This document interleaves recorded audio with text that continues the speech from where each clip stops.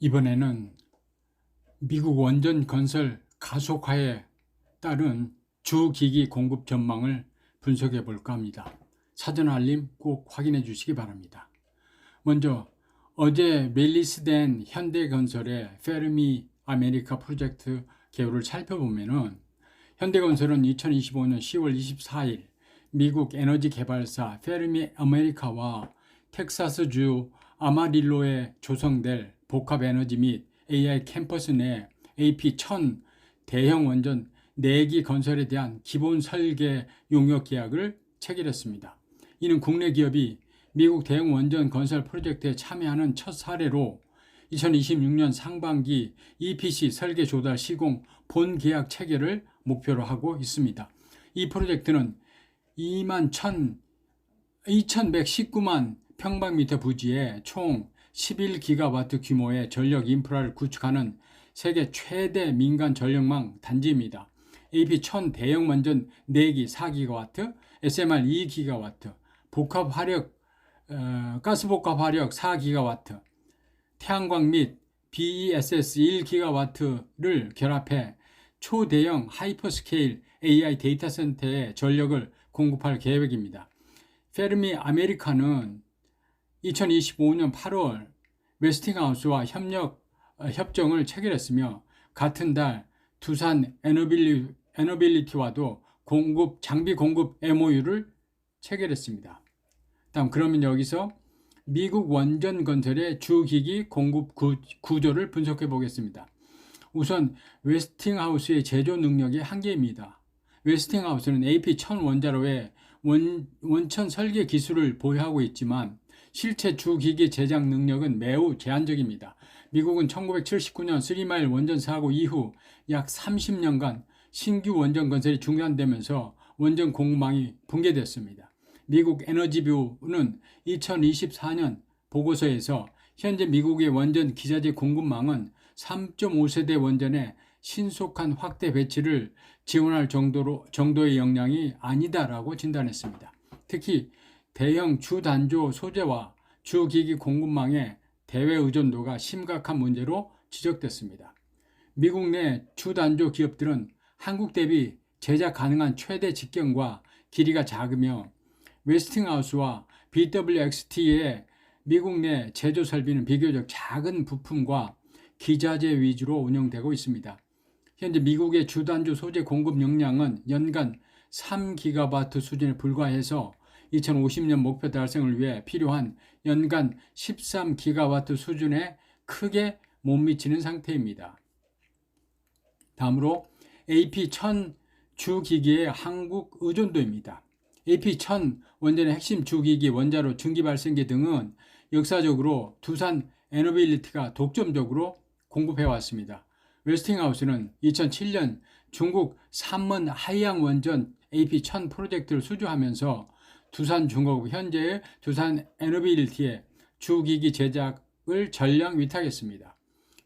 이는 두산 에너빌리티가 세계에서 유일하게 AP1000 주기기를 제작할 수 있는 능력을 갖췄기 때문입니다. 두산은 2008년 미국 조지아주 보글과 사우스캐롤라이나주 VC 썸머 원전의 AP1000 주기기도 수주했습니다. 2023년에서 2024년 상업 운전을 시작한 보글 3, 4호기의 주기기 역시 두산 에너빌리티가 공급했습니다. 두산 에너빌리티는 원자로, 전기발생기, 터빈 등 주기기용 소재부터 가공, 조립, 품질 검사까지 전 과정을 자체 수행할 수 있는 일관 생산 체계를 갖춘 세계 유일의 기업입니다. 특히 500톤급 초대형 주단조 프레스를 보유해 대형 압력 용기 제작이 가능하며 이 25가지의 용접 기술을 모두 보유하고 있습니다. 다음은 미국 원전 시장의 확대와 이로 인한 한국 기업의 기회를 살펴봅니다. 먼저 트럼프 행정부의 원전 확대 정책에서 트럼프 행정부는 2025년 5월 행정명령을 통해 2030년까지 대형 원자로 10기 건설, 2050년까지 원전 용량을 현재 100기가와트에서 400기가와트로 4배 확대하는 계획을 발표했습니다. 웨스팅하우스도 2030년까지 미국 내 AP1000 원전 10기를 건설하겠다는 계획을 트럼프 대통령에게 직접 보고했습니다. 그러나 미국은 자체 건설 제조 능력이 부족해 한국의 협력이 필수적입니다.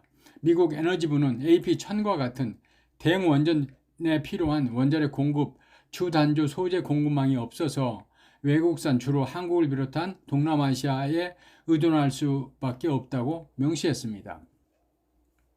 다음으로 두산에너빌티의 독점적 지위를 보겠습니다.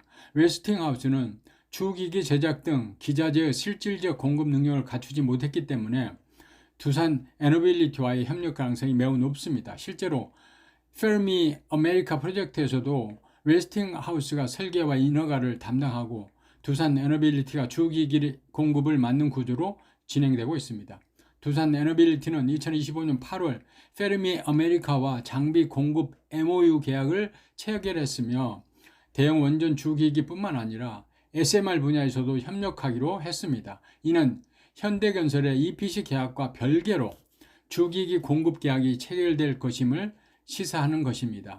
증권사들은 두산에너빌리티가 미국 대형 원전 건설이 본격화되면 주기기 수주가 크게 증가할 것으로 전망하고 있습니다.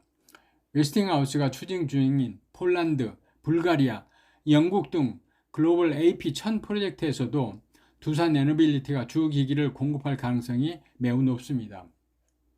그리고 한국 원전 생태계의 경쟁력을 보자면 한국은 온타임 온버짓으로 대표되는 탁월한 사업관리 능력과 시공 기술력 그리고 원전 기기 제작 능력을 기반으로 한 완결된 원전 공급망을 보유하고 있습니다. 현대건설은 세계에서 유일하게 모든 원전 프로젝트를 일정과 예산 내에 완공한 건설사입니다. 현대건설은 UAE 바라카 원전 4기를 성공적으로 완공했으며 2022년 웨스팅하우스와 AP-1000 대형 원전의 글로벌 공동 진출을 위한 전략적 협약을 체결했습니다. 삼성물산도 2025년 8월 페르미 아메리카와 협력 MOU를 체결하며 미국 원전 시장 진출에 나섰습니다.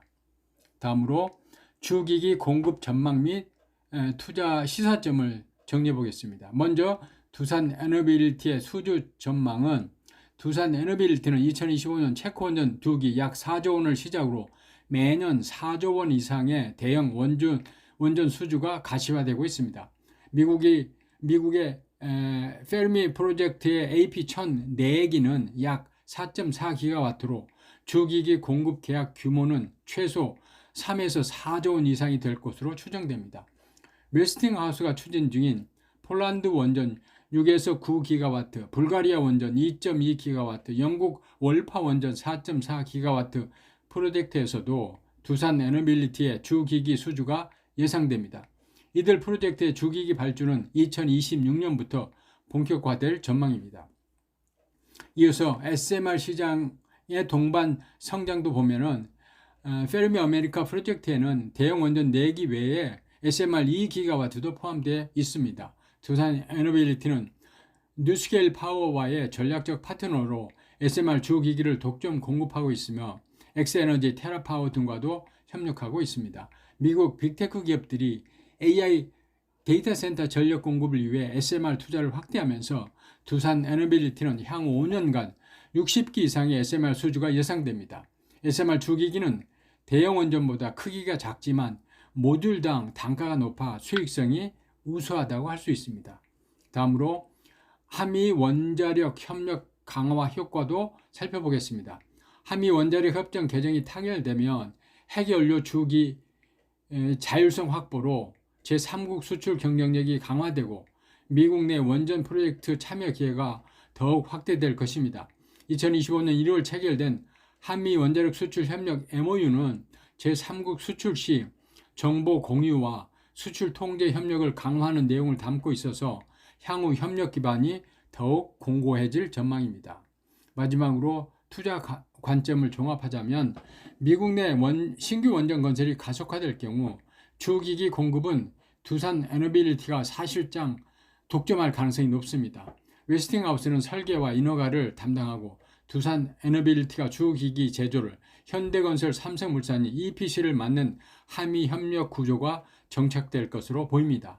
한국의 원전 기자재 경쟁력은 밸류체인 전반에 걸쳐서 100% 작업이 가능하며 해외 원자로 모델 밴드사의 공급망에 포함될 정도로 우수합니다. 특히 두산 에너빌리티의 대형 주단도 능력은 미국이 자체 확보하기 어려운 핵심 역량입니다. 미국의 원전 확대 정책 2030년에 10기, 2050년 400기가와트가 실현되면 두산 에너빌리티는 연간 4조 원 이상의 안정적인 수주를 확보할 수 있을 것입니다. 여기에 SMR 시장까지 더해지면 향후 10년간 두산 에너빌리티의 원전 사업 성장성은 매우 높다고 평가됩니다. 현대건설과 삼성물산도 미국 원전 시장에서 EPC 수주 기회를 확대할 수 있으며 한국 원전 생태계 전체가 동반 성장할 것으로 전망됩니다. 다만 미국의 공급망 자국화 정책, 웨스팅하우스와의 이해관계, 인허가 지연 리스크 등은 지속적으로 모니터링해야 할 변수라고 생각됩니다. 이상입니다. 도움이 되셨다면 구독과 좋아요 부탁합니다. 감사합니다.